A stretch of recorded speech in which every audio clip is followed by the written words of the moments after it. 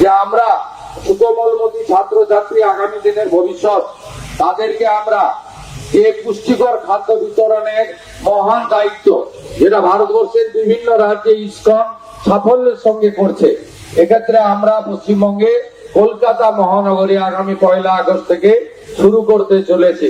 এটি একটি পরম প্রাপ্তি। আমাদের সরকার শুধুমাত্র আধিকারিক এবং নির্বাচিত প্রতিনিধিদের মধ্যে সীমাবদ্ধ থাকবে না।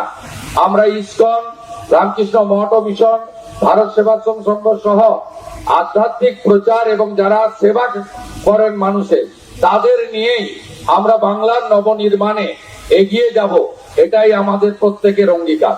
আজকের দিনে আর কথা না বাড়িয়ে এবারে রথযাত্রা সুখকর হোক, মধুময় হোক, প্রভু জগন্নাথ দেবের আশীর্বাদ সকলের প্রতি বর্ষিত হোক।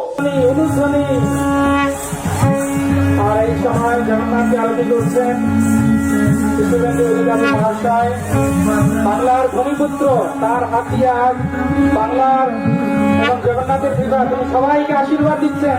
হরি বলো, হরি বলো, হরি বলো। আর ইসকন সহ আমরা সবাই উন্নতির জন্য তিনি প্রথমবার এই ইতিহাসে কোনোদিন হয়নি।